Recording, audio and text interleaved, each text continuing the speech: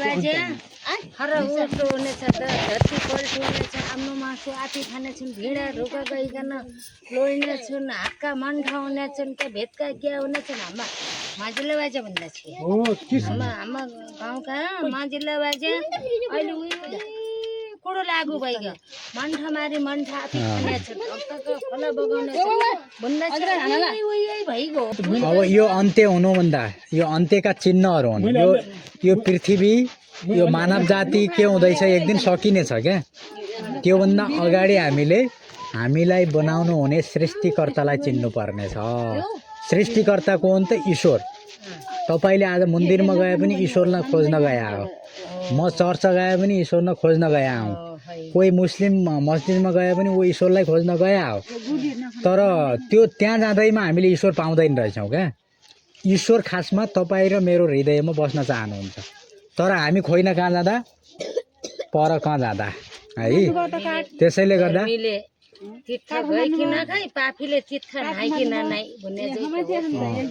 त्यसैले हामीले गर्नुपर्ने अघि नै तपाईले भन्नुभयो नि, कोही रोगी निको हुनलाई जाँदा कोही विभिन्न आशाले आउन सक्छन् मान्छे है। इसाईमा कोही रोग निको हुन्छ कि भनेर आउने भए, कोही खानालाई जाने भए, कोही पाहुनालाई जाने भए, सबैको एउटै हुँदैन फेरि। 25 किलो चामल बुने चामल पाइदो भन्दा छ कोही त्यही नि गया।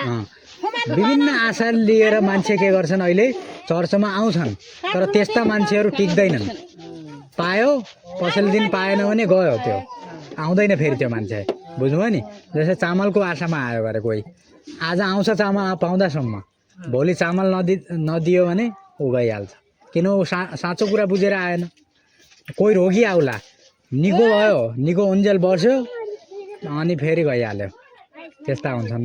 त्यसैले हामीले भन्न खोजेको कुरा के हो भने, हामीभित्र जो आत्मा छ, जो अहिले म बोलिरहेछु नि, यो आत्माको कारणले म बोलिरहेछु। मेरो शरीरलाई मेरो आत्माले चलाइरहेको छ।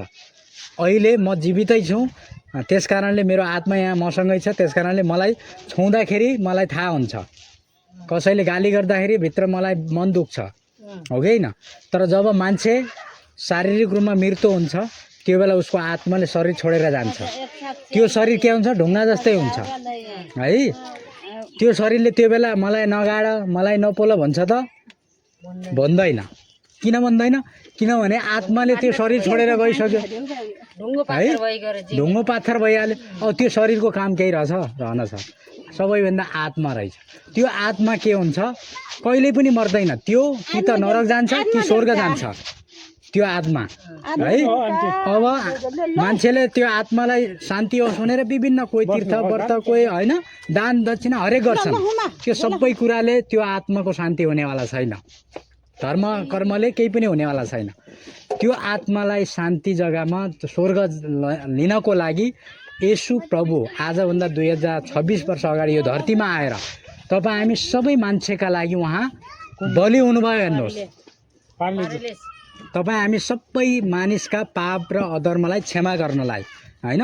हामीले दुई तरिकाले पाप गरे आउँछौँ। एक त हामी जन्मैदेखि पापी छौँ, दोस्रो हामी भनेर हामी भित्रै पाप स्वभावहरू छन् क्या। रिस, डाहा, लोभ, लालची आउँछ नि। कहीँ स्कुल गई सिक्यौँ त सिक्यौँ न, हामी भित्रै छ त्यो। हामी कहिले रिसाउँछौँ, कहिले होइन, लोभ लागिहाल्छ, हरेक कुराहरू हुन्छ। त्यो पाप स्वभावहरू हुन् है। त्यो गऱ्यौँ भने लोभ त लाग्यो, लोभ लागेर कसैको चोरी हाल्यौँ भने के भयो, क्रियाकलाप भयो, त्यो पाप भइहाल्यो। अरू मान्छेले थाहा पायो, झन् बढ्यो है। हो यी तरिकाहरूले हामी के गर्छौँ, पाप गरिरहेका हुन्छौँ। हामी स्वभावैले पनि पापी छौँ, कहिलेकाहीँ क्रियाकलाप गरेर पनि हामी पाप गरिरहेका हुन्छौँ। अब त्यो पापबाट न म अलग छु, न उहाँ अलग हुनुहुन्छ, न नेपालको प्रधानमन्त्री अलग छ, न कोही पुजारी अलग छ, सबै पापी छौँ है। अब ती सबै पाप क्षमा गर्नको लागि ईसा मसीह येशू प्रभु यो धरतीमा आएर उहाँले भन्नुभयो, अब ती सबै पाप मेरो शिरमा हाल, मेरो पाउमा हाल, ती पापहरू म क्षमा गरिदिनेछु, तिमीहरूलाई स्वतन्त्र पार्नेछु र तिमीहरूको आत्मालाई स्वर्ग लिनेछु। अथवा बाटो सत्य जीवन म नै हुँ, मद्वारा बाहेक कोही पनि पिता कहाँ आउन सक्दैन उहाँले भन्नुभयो।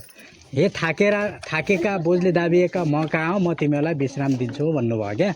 भनेको हामी विभिन्न तरिका कोही रोगले थाके आउन सक्छ, कोही विभिन्न तनावले थाके आउँछ हुन्छ नि मान्छेको जीवनमा विभिन्न किसिमका अशान्तिहरू हुन्छ नि।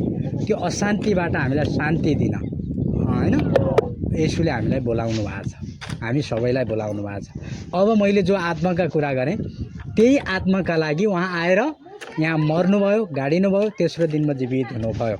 अब हामीले अहिले त्यो आत्मा हाम्रो शरीरमा हुँदाहुँदै हामीले यसुलाई खासमा ईश्वर त तपाईँ आउनुहुँदो रहेछ, म अहिलेसम्म कहाँ कहाँ खोजिरहेको थिएँ, ईश्वर त तपाईँ रहेछ, मेरा पाप क्षमा गरिदेऊ यसु, आएर मसँगै बस्नुहोस्, यो शरीर त तपाईँले बनाएको शरीर रहेछ, यो त तपाईँको मन्दिर रहेछ, तपाईँ आएर यहाँ बास गर्नुहोस्।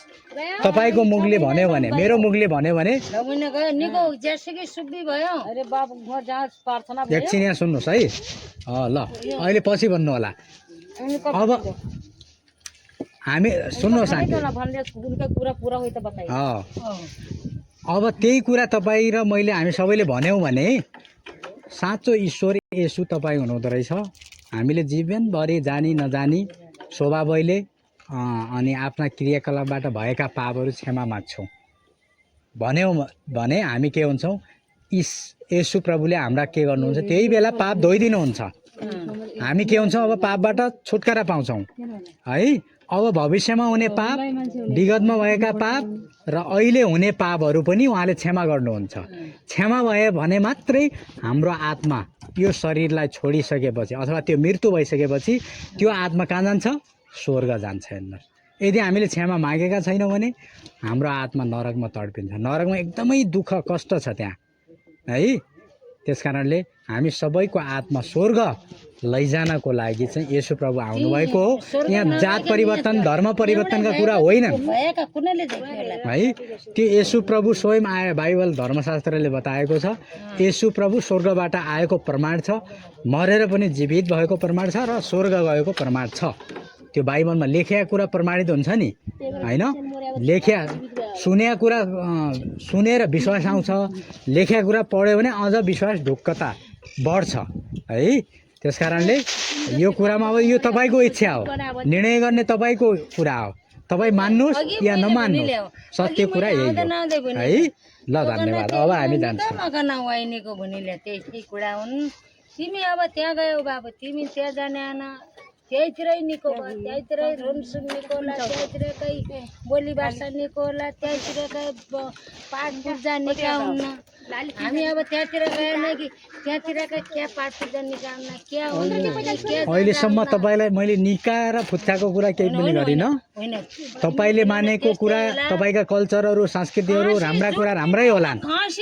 कहाँ से जन्मिनु र कहाँ से जान मात्रै क्या हो, अरू कुरो त केही पनि मैले कुरा काटिनँ। पहिले आउँदा नआउँदै तगन तेरी गाउनेको मकन वाइनीको भने अहिले काँसी जानु र काँसी जन्मिनु एउटै हो होइन, त्यो छुट्याउनुहोस्। काशी गएर तपाईँको हुनेवाला छैन। शब्द अर्को हो।